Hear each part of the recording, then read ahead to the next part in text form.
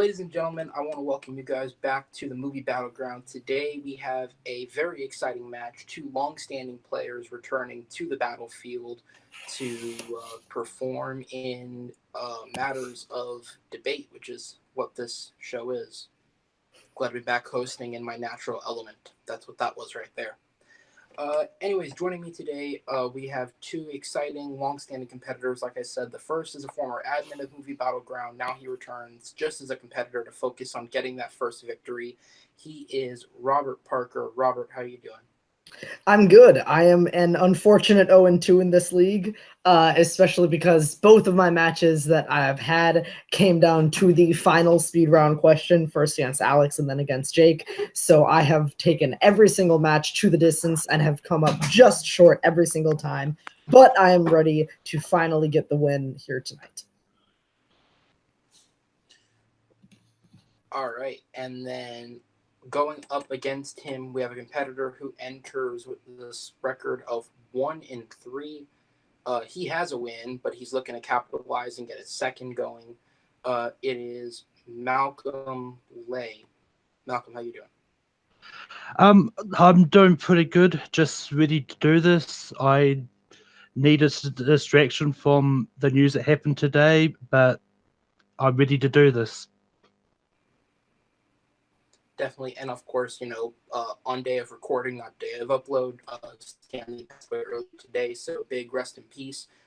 Actually, interesting that Malcolm is here today because I believe, correct me if I'm wrong, your one victory was in a Marvel match. Yeah. So, good that we have him here playing today. Rest in peace, Stan Lee, and let's get going into the movie Battleground. These two guys obviously know the rules, but just to repeat for those of you who may not know the show that well, we are going to be playing in 3 main round debate questions as well as 2 speed round questions if necessary. The players have already been given their questions, been given their answers, and the answers have been revealed, so they are as prepared as they can be going into this battle. Each player is going to have an opening argument. They're going to have a chance to kind of pitch their answer to the question and give a little bit of backing to start. Once both players have given their opening, we're going to have 5 minutes of debate. And then after that 5 minutes, each competitor will have a closing statement to give. The one thing that I ask out of both competitors is that we keep the openings and closings as concise as we can possibly get them. But other than that, you guys ready to play? Absolutely. Really? All right, so before we go ahead and get into the first question, as always, Malcolm, because you are the statistically higher-ranked competitor, you get to pick which 2 questions you want to go first on. So what 2, before we get into this, do you want to go first on? I want to go first on the second one and the third one. All right, he's going to go first on the second and third, so that means, Robert, you are going to lead with opening statements on this one. All right, Robert, go ahead and give your opening statement. All right, so this is what horror movie would have been most improved if it had been a musical. And the answer is simple. It is Saw 3D, aka Saw 7, aka Saw the Final Chapter. By the time you get to the 7th film in a franchise, any franchise, I don't care what it is, you've started to exhaust some of the classic things that made that franchise what it was in the first place. The first 2 Saws are straight up horror films. They're very tense. They're very psychological. There's some jump scares in there with Pig Mask. But by the time you get to the later Saw films, they're no longer really horror films. They're barely even thrillers. At this point, they're almost just gory comedies. They don't take themselves very seriously. And if you're going to do a horror musical, you need a movie that's not going to take itself too seriously. You need one that's going to be meta. You need the one that's going to be able to play within the universe that it created. And that's exactly what Saw 3D can do.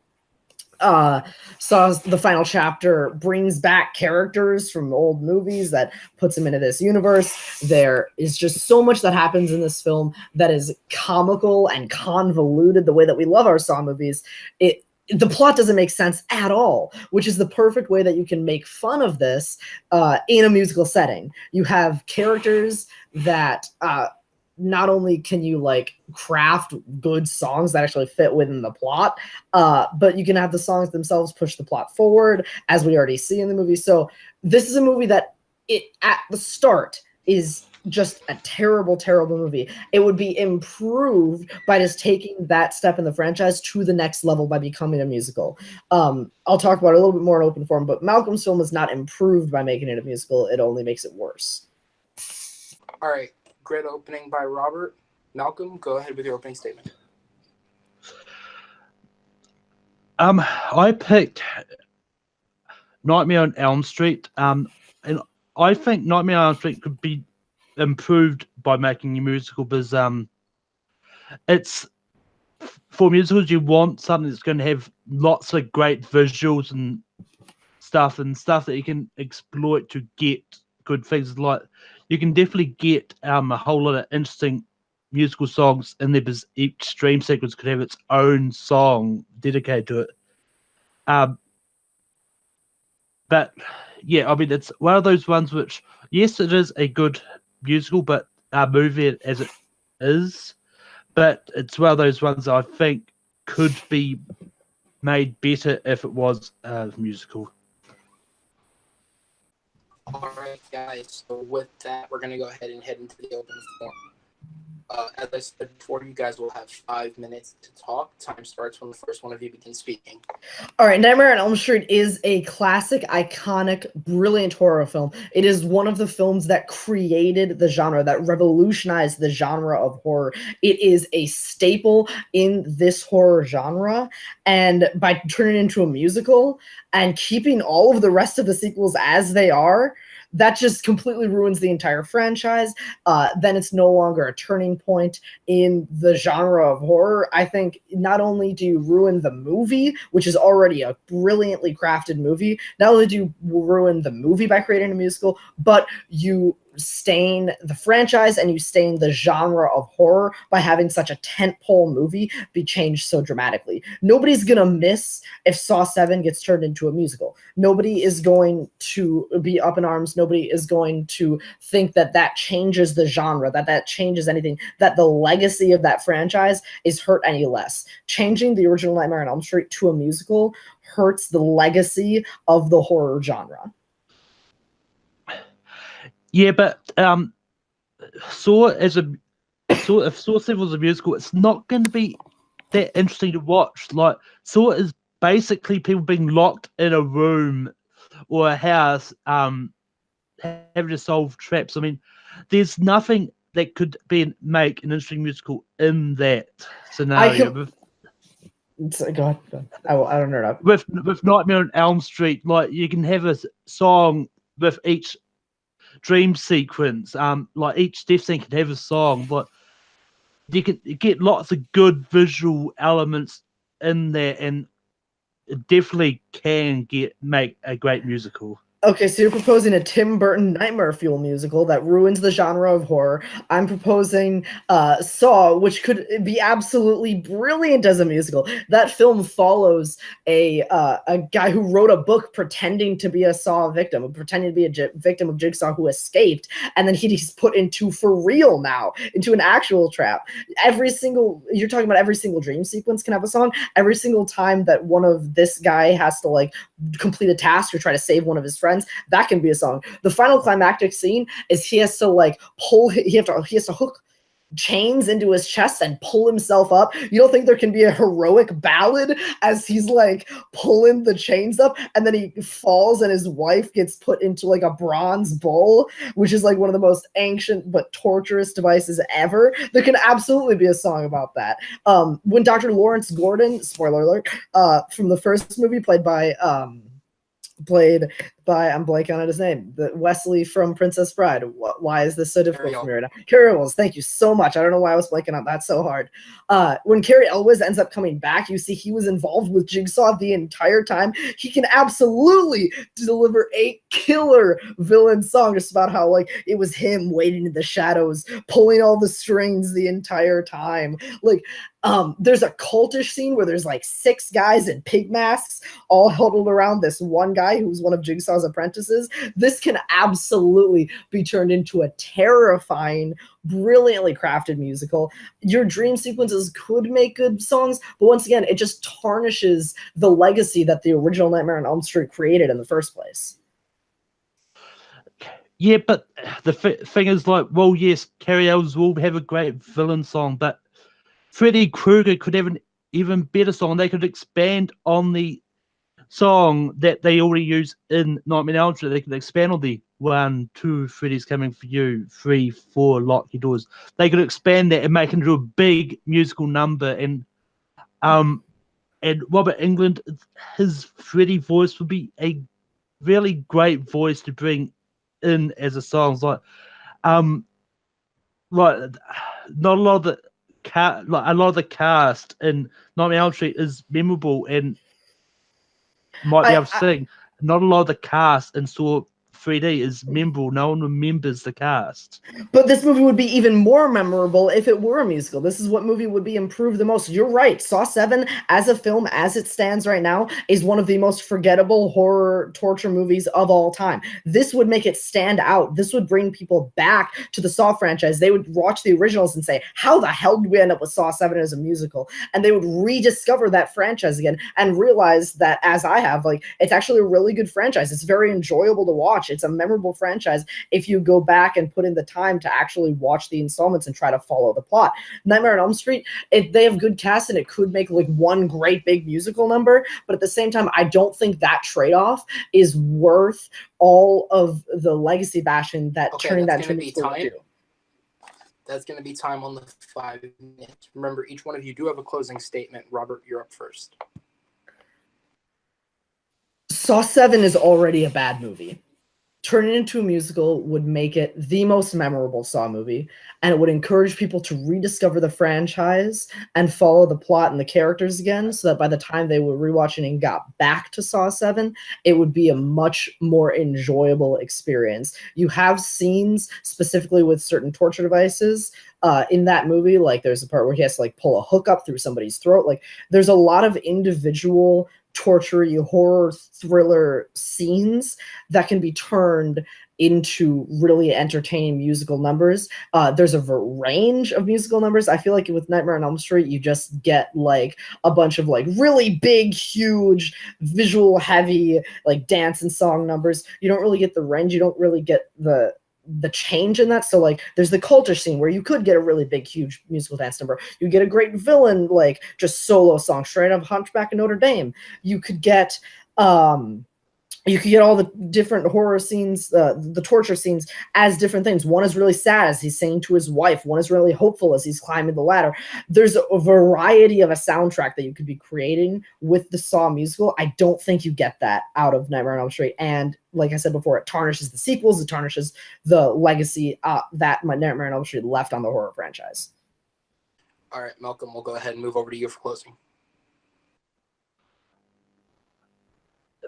The problem with making Saw 7 a musical, people are going to be wondering, was like, from the first one, it's like, how did it turn into a musical from here?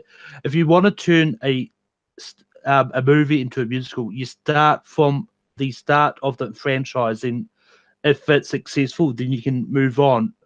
Nightmare on Elm Street can do that quite well, and I think Freddy Krueger can have a great villain song. You can expand on the 1, 2, Freddy's coming for you. So you've got the kids singing in the movie already. It's like, so it could be a really boring musical. There won't be a lot of room for like dancing and dance numbers and stuff, like being locked in a room. With Nightmare on Elm Street, you've got all the dream sequences which you can turn into really big musical numbers and with a lot of great visuals. All right, guys, and so with that is round 1 finished. Both interesting picks. Definitely answer for this question that a conventional choice, but as we take a look at the points you guys brought, a couple of points that were kind of touched on both. Obviously, Malcolm's first, you could have a song per Dream Suite, Gordon's Robert Countback, you could also have a song per Trap and Saw, so kind of the same idea there. So when we look at the other points that were brought in, I think the big point that this kind of fell on with the argument is the impact that it could have on the respective franchises. And in terms of talking about the impact it would have on Saw. Malcolm kind of talked about how making it a musical might not be the biggest improvement because the characters are already pretty boring. They're pretty written pretty badly, so the musical aspect might not improve it. But Robert countered back to the point of it's already a pretty done much. It's something, but by making it into a musical, you could, could improve it in that sense, and it would make it more interesting to see it move from the first film of the franchise to the last film of the franchise and see the progression of how the hell did it end up at a musical. Whereas I think the big hit that Robert got against Malcolm, I think that's what I'm going to give him the point on this, is when you talk about how A Nightmare on Elm Street, changing that into a musical would change the impact that it has on both creating that classic franchise as well as the impact that it had on the horror genre going forward. I don't think Malcolm countered that all too well. I do think in terms of turning it into a musical, you did have some good ideas in the Song for Dream sequence and the fact that there already is a sing-song number within the film. I just don't believe that the fact that Malcolm pointed out that this movie is or that Robert pointed out that this film is a classic within the horror genre, and by changing it into a musical, you are changing the impact it would therefore have on the genre. Whereas he pointed out by changing Saw 7, you're changing a movie not very many people have probably already seen, so you're not impacting it all that much. You can kind of only get better from there, and for that, I'm going to give Robert the first point in this match.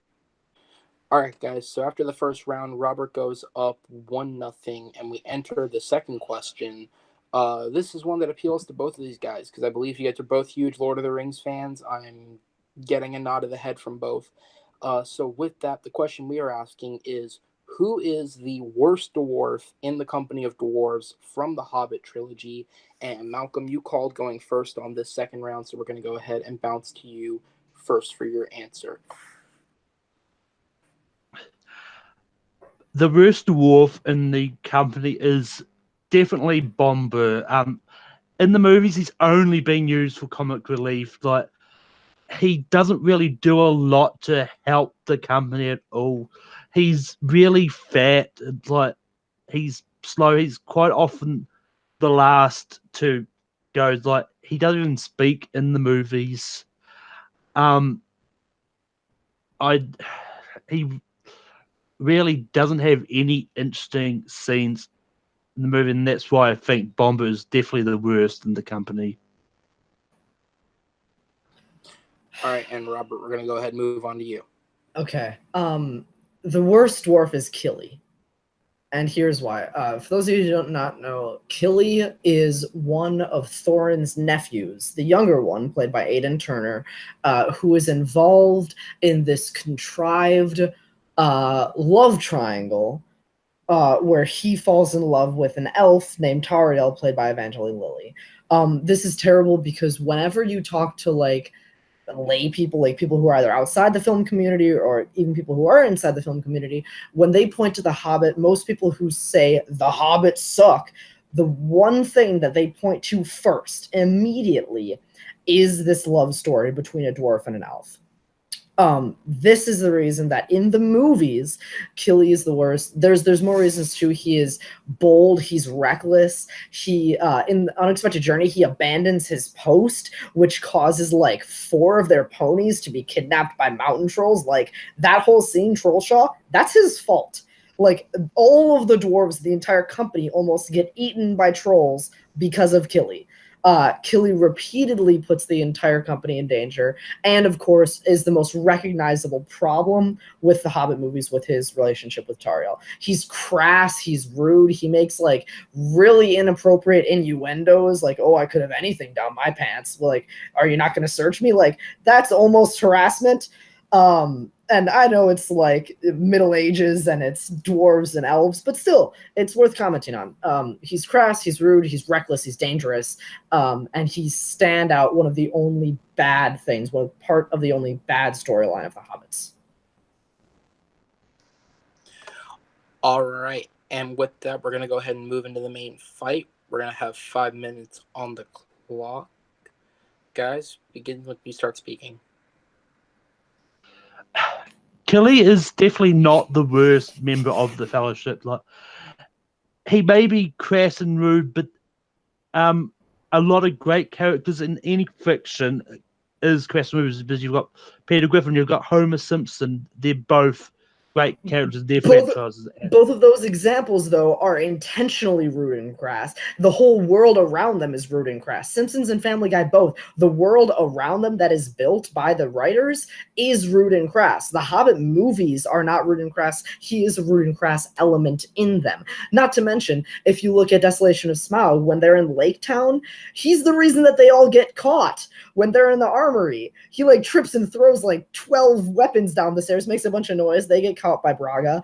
Like, repeatedly, he is the linchpin of why the quest to retake Erebor gets set back repeatedly throughout the films. Now, as for Bomber, his design, his look is the most recognizable in the live-action Peter Jackson movies out of any of the other dwarves. If you ask somebody who's just seen the movies once, who doesn't know the characters as well as you and I, point out one of the dwarves that you recognize. It's the fat one who's the cook. That's the one that you recognize. He's recognizable. He's funny. He is comic relief, like you were saying, but it's not contrived comic relief. It doesn't feel forced. It's good comic relief. It's done well. You look at the scene in Unexpected Journey where Beaufort throws like a sausage on him on his giant plate and he breaks a chair. Like, that's a funny scene. You look at the scene at the beginning of Desolation of Smaug when they're running away from Beorn and he just like sprints past the rest of the party because he just wants to get away. Like, that's a funny, memorable moment. He's got killer facial hair. Killy definitely doesn't. Not only that, Bomber is arguably the best warrior out of any of the 13. If you look at the scene in Desolation of Smaug, he, while stuck inside of a barrel, single-handedly kills 18 orcs. I counted today. He single-handedly kills 18 orcs while stuck inside of a barrel. So he's loyal to the company. Bomber makes the food, so he's a good cook. He's like a linchpin for the company in that sense. He's an excellent warrior. He's recognizable to people who haven't seen the movies and don't know the characters as well as you and I. Killy doesn't have any of those. He ruins the company's plans on multiple occasions. Many times almost gets himself and the rest of the company and Bilbo killed just because of his own incompetence. And of course, you gotta talk about him and Tauriel. That's just so contrived. It's so forced. It is the only part of any of the Hobbit movies that I can't defend, that I won't defend. And that's just because it's a dumb choice. And Killy is the reason. Like, that's why it's dumb. There's no point in their relationship where you see the goodness of Killy's character come out. The love story between Killy and Toya was definitely one of my favorite parts of the Hobbit, because it shows that anyone, like, it doesn't matter what race you are, or what, you can fall in love with anyone. Like, Killy is one of those characters which, well, yes, he may not have all the traits of loyalty. He may not be recognizable in the movies, but he sacrificed himself to save Tauriel. I mean, that's not true. He didn't sacrifice himself at all. That's not how he died. He decided to be a blind, ignorant fool, saw his brother get killed, and then he ran in and thought he could single-handedly defeat two of the best orc warriors ever made. He did not sacrifice himself for Tauriel. If anything, Tauriel tried to throw herself in between Bolg and him. He didn't sacrifice himself for her. Yes, but if anything, you said that he saw his brother almost get killed. He ran in to help his brother, which completely negated his. Even though he may have thought he could single-handedly, he ran into for family reasons. I mean, it's that makes him naive, not a good warrior. That doesn't make him smart. That makes him brash and bold, but not in a good way. It just makes him naive. Thorin told him to back off, and he didn't, and that's the reason he died. If anything, he's the reason Thorin died too. It also doesn't make him the worst. I mean, with Bomber, he is the worst. Like, well, yes, he may be recognizable, but recognizable does not equal best. He is one of those characters, like, his size raise down. Like quite often, like in the books, they had to help him to get up the mountains. Quite Okay, often, so that's going to be time, and we're going to go ahead to closing arguments. Malcolm, you're up first.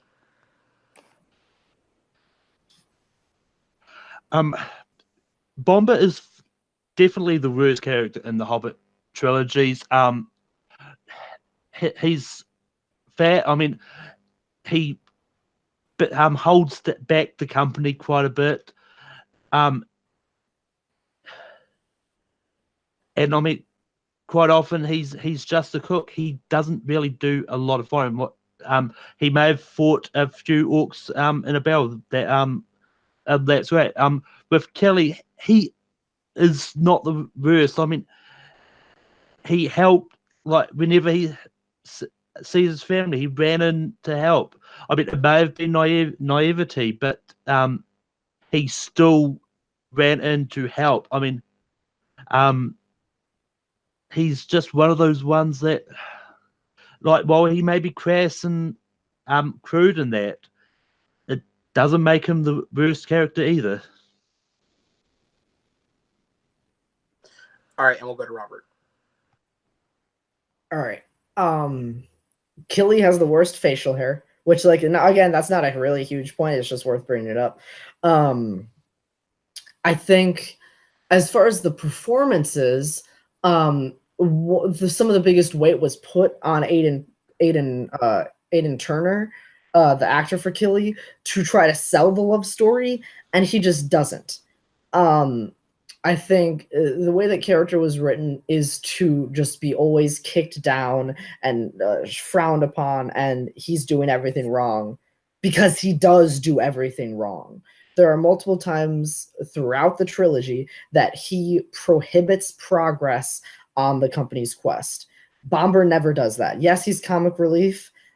Yes, he's fat. Yes, he may slow the company down, like, here and there. But also, when it comes down to it, he has some of the most recognizable moments, the most recognizable scenes, and the most recognizable design out of any of the dwarves in the live-action movie. Whether that's the scene where they're fighting on the riverbank, where he's in the barrel, if it's the scene where he's running away from Beorn, if it's the scene in the extended edition where he comes out to meet Beorn, they were supposed to go 2x2, but he counts as one. He is a recognizable cornerstone of entertainment for the viewer in the company, and that's why he's actually one of the better dwarves. Killy doesn't have any of those moments. All right, so after that fight, would you believe me if I told you Robert's nickname was the Hobbit? Yeah, unfortunately, Malcolm, I think he had you completely outcircled in this argument. I'm gonna give Robert the point here. In terms of what you guys said against your characters, the only real thing that Malcolm brought up was the fact that he tends to slow down the company. And in terms of, I haven't seen the movie, so I'm just going off what you guys were saying. In terms of the plot itself, he doesn't have as much to do as some of the other dwarves, so he's kind of maybe useless more so. Whereas Robert takes a different angle and says by Keely having a love story within the plot that is, for the most part, hated in terms of critics and fans, he actually damages the movies more by having a bigger story. He also intentionally puts the team in danger with the actions he does. His humor isn't great. His facial hair might be worse.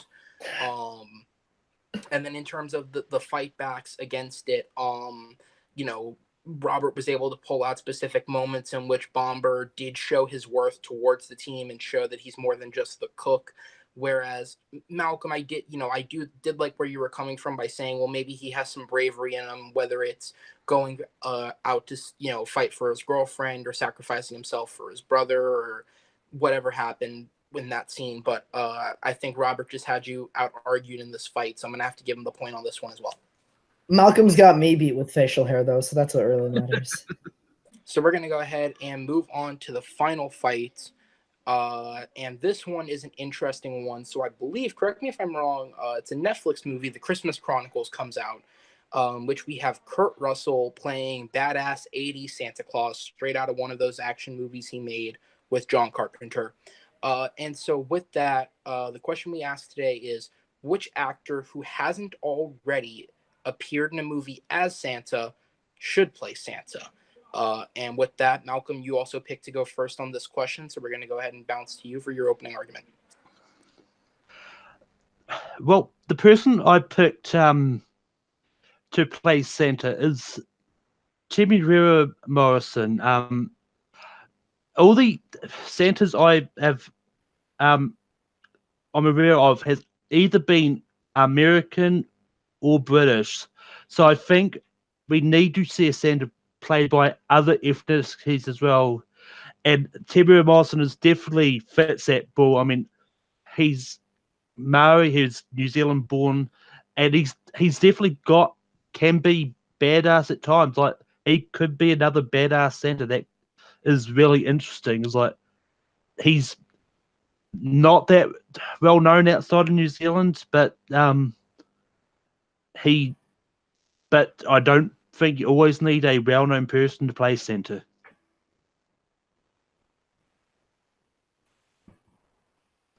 All right, and we'll go ahead and move over to Robert for opening arguments. I actually do know who Tamara Morrison is. He voiced and played Jango Fett. He voiced Moana's father. He was Alan Sewer in Green Lantern. So he has had some work. So I definitely know where you're coming from. And I agree that there does need to be some diversity. I think that's a really, really good point, actually. But my pick is Jeff Bridges. And the reason I say this is because Jeff Bridges is an Academy Award-winning actor, and you know that he can bring his own to the role. What you don't want to see is just another Santa Claus. You don't want to see just another guy in a fat suit and a white beard, because that's boring. We've seen that dozens and dozens of times by dozens and dozens of actors. It's not interesting anymore. No actor can really, really nail what Jeff Bridges does. You look at him in Crazy Heart or Hell or High Water or True Grit or any number of his movies. You can't really pin down what makes Jeff Bridges. It's the drawl in his voice. It's his chin. That chin. Santa needs a good chin. So there's just something about Jeff Bridges that is unique. It's a little bit off-putting. He has the age to play Santa really well. I think he's got the wisdom and the cheer, but also just a little bit of a twist. You don't want Santa to be some like perfectly rosy cheek, like idol of a character, especially if you're having him as the lead in his solo movie. You want to be able to explore his story a little bit more. You want to be able to explore his character, his motivations. There's got to be a little bit of a dark side to him, and I think Jeff Bridges can bring that out perfectly. All right, both of our guys here going for actors to portray the grittier side of a fat man who climbs through kids' chimneys. I like it. There's going to be 5 minutes on the clock. Time starts when you guys begin speaking.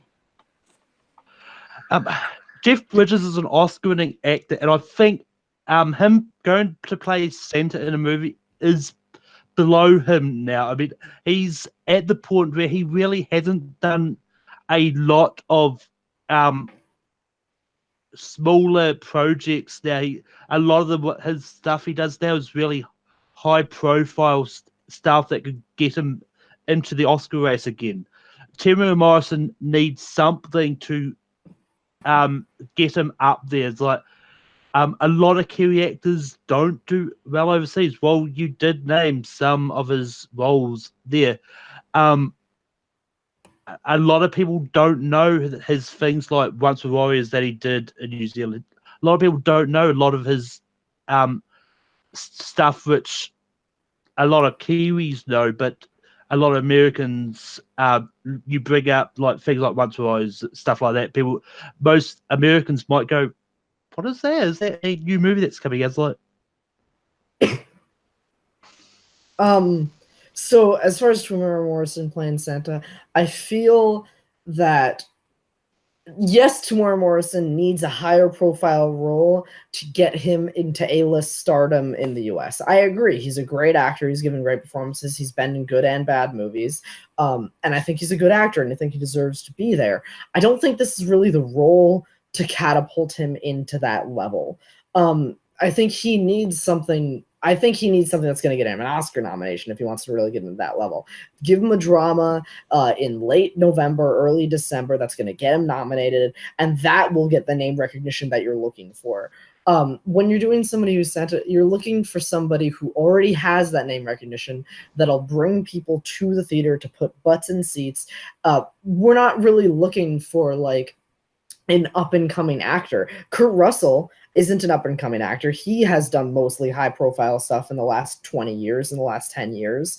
So having him go into this role would be no different than having Jeff Bridges go into this role. Now, of course, the movies would be different, but I feel like the details are the same. Jeff Bridges is already a high-profile actor who will draw a crowd. He'll be able to sell the little bit of offness that I think I would want in this kind of a movie. Tamora Morrison, good actor, does need to have more name recognition. Him playing Santa isn't the way to do it, because then he is always going to be known as the guy who played Santa. We've seen dozens of actors already come up who are now the guy who played Santa, like the guy from Elf, the guy from Santa, like all of these movies, it's the guy who played Santa. You want an actor who already has name recognition, who will not just be known for the rest of their career as the guy who played Santa. I think Santa would be a career ender for Tamora Morrison, not a starter. I disagree. I don't think you need a high-profile star to play Santa. A lot of people are going to see a Christmas movie at Christmas time because it's a Christmas movie. It doesn't matter who's playing Santa. It'll be Terry Morrison is one of those ones that, like, he can play Santa, but then he may turn up like, well, yes, they may go, that's the guy who played Santa in whatever movie it is. But yet, people might still go see it. Then a long way down the line, Tim Allen is a good example of someone who wasn't really known for a lot of things apart from being in Toy Story and Home Improvement at the time he played Santa Claus. He wasn't known, and he may have dropped off the face of the earth now, but he had a lot of movies in between when he played Santa, and he wasn't always known as the guy who played Santa. I still think Tim Allen is known as the guy who played Santa. I mean, people may recognize him from like Galaxy Quest and his voice from Toy Story. Besides those two, he's the guy who played Santa. Yes, he had work before that, but Tamora Morrison has had work before this too. I think that this would put a defining moment in Tamora Morrison's career, but not for the positive like you're proposing. I think it would be for the negative. I think having an actor who already has some recognition won't drive them into a rut. Like Jeff Bridges won't be driven into a rut in his career because he plays Santa. I think Tamora Morrison would be driven into a rut, driven into no more roles. He will just be the Santa guy if he would take this role so early on in his growing American career. All right, and that actually is going to be time, so we're going to go ahead and go to Malcolm for closings. When it comes to Santa, you don't need a high-profile actor to play Santa because it's not going to do anything further for his career because he's already reached that pinnacle. Tamora Morrison could benefit from playing Santa. Well, it may run the risk of him being known as the guy who played Santa for the rest of his career, but it doesn't mean it will actually hurt his career either. It depends on what the story asked for at the time, but it could be the role that defines him and gets a lot of people out there to look and gives a new range to his career, because a lot of his stuff he's done so far is like badass. So if he shows a different layer to his personality as an actor, then it could be that linchpin that could also send him into other roles from playing Santa. Jeff Bridges does not need to play Santa. Like, he doesn't really need the role. Like, he's really looking for more Oscars at this point. I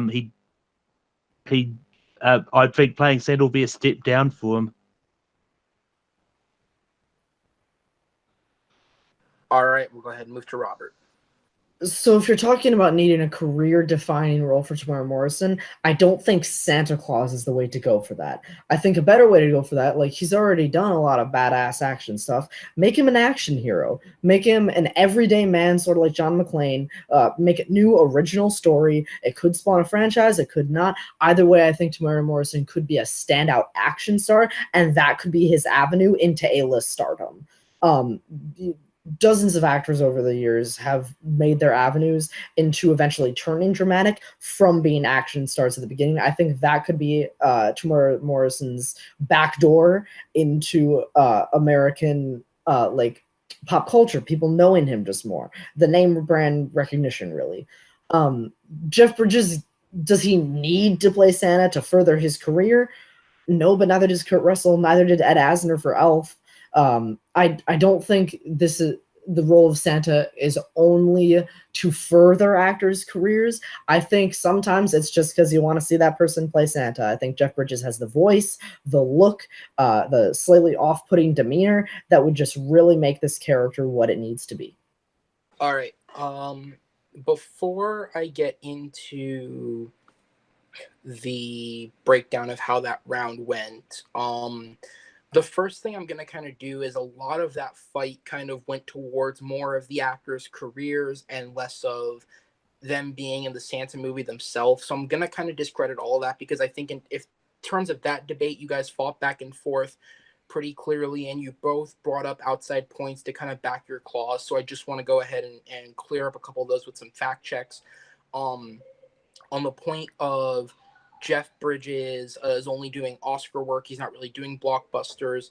For better or for worse, the last blockbuster he appeared in was last year in Kingsman: The Golden Circle. Mm-hmm. So it's only been just over a year since he appeared in a blockbuster. If it makes any other difference, he was also in Bad Times at the El Royale this year, which I haven't seen personally yet, but from what I've heard is probably not going to be in terms of the Oscar talks at the end of the year. So he is doing other things, but that point was made. Also, to discuss Tim Allen, I would say, generally speaking, between all people, Tim Allen is known collectively as Buzz Lightyear and Santa Claus and the guy from Home Improvement. In terms of the timeline of when they came out, Home Improvement premiered in 91, the Santa Claus was released in 94, Toy Story was released in 95, and he had two subsequent sequels for each of those franchises. So in terms of what has lasted longer, obviously Toy Story, which has a movie coming out next year, has lasted him longer. But I think it is fair to say he was also typecast under the Santa Claus bit. So in terms of that, I think I'm going to discredit a lot of that stuff and try and focus on more of the stuff that was said at the beginning in terms of them appearing in the actual movie.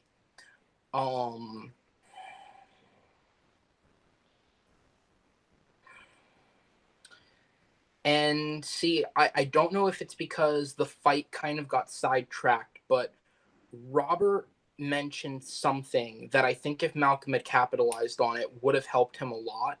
And that is by picking Jeff Bridges, you are picking someone that is very similar to a Kurt Russell who has been cast and is playing Santa Claus. While I do like the point of Tamara Morrison would bring a different flavor, he would bring a very different type of Santa than we've ever seen before. He could be a bit more of a badass Santa due to his younger age. And of course, we always want the opportunity to bring, actors forward and give them an opportunity to have a stardom on a bigger stage. The point wasn't that I think could have won it, wasn't refuted. And so when you look at the arguments that were given, Robert talked about Jeff Bridges brings a certain acting specialty, naming some of his more successful Oscar films. He talked about other films in which back that he could play a bit of a grittier type of Santa. He has the name recognition that could draw people in. And again, that was part of the debate as well of, is it the star or is it Santa? But I think having the name recognition does help over Tamara Morrison not having it. And then he also threw in at the end there that he does have the sound and look of what we think of as the classic Santa. And while I do think Malcolm, it was an inspired pick and choice to go for it, I just didn't hear what I needed to hear to give you the point there. So it's close, but I'm going to have to give Robert the point on this one. And with that, it is a knockout victory for Robert here today. That was the hardest so fight. The first thing I want to say, is congrats to both of you. That was a really great match. Also, if Tamura Morrison ever played Santa Claus, we all know for a fact he would still be Django Fett. Yeah, that's accurate. But we'll go ahead and go to the competitors. Malcolm, we'll go to you first, man. How are you feeling after that? I'm feeling fine. I mean, I haven't been doing this for like I've been getting the practice on late night, but it's only been really quick speed round debates. And I've had a couple of big music debates in the thing, but I just really have been sort of out of practice with the debates. And I mean, I knew that Robert was probably going to have me beat in the middle of question anyway. It's just really, I really haven't watched the Hobbit movies in ages. I really should have done it in preparation, but I didn't, so I can't complain about that. All right, and then the other question we have is, with a record now, unfortunately, of 1-4, I still stand by the fact of what I said when the show started, that you're one of the fighters I really like, and I do think despite the record, you do put in a good effort every time you show up for a match. Would you be willing to continue and come back and keep playing? Of course, I'm going to keep playing. I've knocked off the debate rust. Now it's just sitting here waiting for another competitor to walk across my path. Most definitely, and we'll go ahead and move on to Robert. Robert, man, maybe it's just the admin curse that got you there. You come in and actually, the admin curse might be real now. I can say this because this match is aired already. But I mean, Subrath is in the negative right now. Mm-hmm. Our newest member Ryan just lost. So it really is a thing, isn't it? I think it might be.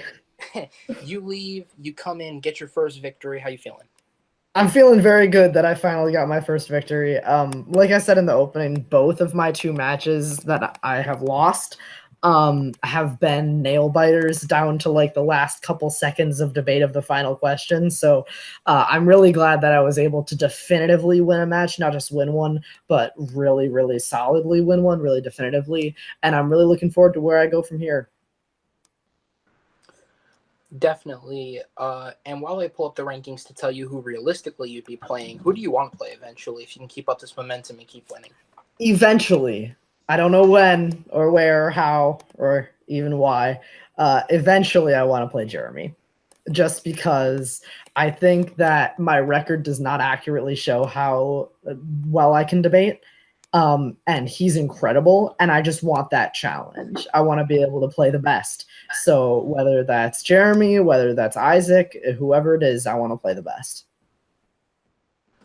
Okay. I mean, a couple more wins, and it's not unrealistic. Just someone needs to coerce him out of retirement. Yeah. All right, and then obviously, your record now is 1-2. So, more realistically, the players you could be playing, depending on who gets a win in their next match, Nico Rigoli, Mike Hanley, Jess Morgan, Madi Raymond if he beats Matt, maybe even Zach Ford if he gets a win. Who out of that list are you looking forward to trying to play? I would love to kick the snot out of Nico. But if not Nico, Zach. Him and I have a podcast together, Zach Ford. You can find it Fireside Chit Chat everywhere podcasts are found. But I would want to play either Zach or Nico. Zach, just because he and I, running a podcast together, we know each other's movie tastes pretty well, and I think he and I could put up a good debate. But also, I want to play Nico. I want to face that energy for sure. Most definitely. And guys, this has been a hopefully smooth return for me to hosting a movie Battleground. I'll be returning to competing soon in terms of that up and coming. I have my match versus Jake Marangoni, who I've already played before. So that'll be an exciting match for me. In terms of our competitors here, Malcolm, where can people find you?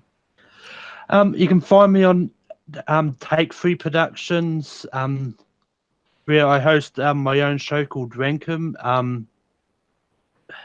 They're coming up one, I think, I don't know if this is actually dropping, but is going to be top MCU movies in honor of Stan Lee.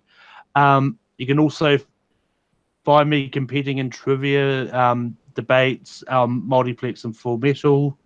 You can also find me on Letterboxd and Screaming Stardust at Malcor and Excelsior. When does that episode drop? Sunday. So the 18th? Yes. Yes. Okay, this goes up on the 24th. So if you guys have not checked that episode out, go check it out. Once again, rest in peace, Stan Lee. Robert, where can people find you?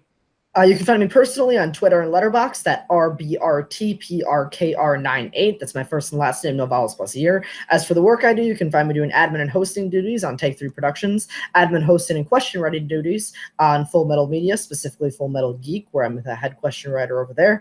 And you can find me on the 2 podcasts I do, one with Zach Ford, as I mentioned, called Fireside Chit Chat, where we talk about movies, music, and other pop culture nonsense. And the other one, Podcast Without a Cool Acronym, or PWCA, where Chad Ellison and I go through one by one, and we review and go over every single episode of one of our favorite TV shows of all time, Phineas and Ferb. That's certainly one of the most interesting premises for a podcast I've ever heard. All right, guys. And as for me, you guys can find me on Instagram at Aaron T. Connole. You guys can find me here on the Full Metal. What's the official name of this? I feel like an awful host. What are we? The channel is Full Metal Trivia. Full Metal Media, basically. You guys can find all the shows that go up here. Full Metal Singles, Full Metal Teams, Full Metal Classic, Full Metal Random, Full Metal Geek, like Robert said, and The Odd Man Out, Movie Battleground. All go up. We have something going up every single day of the week. So check those out. Check out all the content we have coming at you. Continue watching Movie Battleground. The record is to get 2 matches up in a row. And that's called consistent uploading for us right now. And as the person who's done the most hosting within matches, I really love these things when they're less than an hour. Thank you guys for watching. My name is Aaron Connole, and we'll see you guys next time on the Movie Battleground.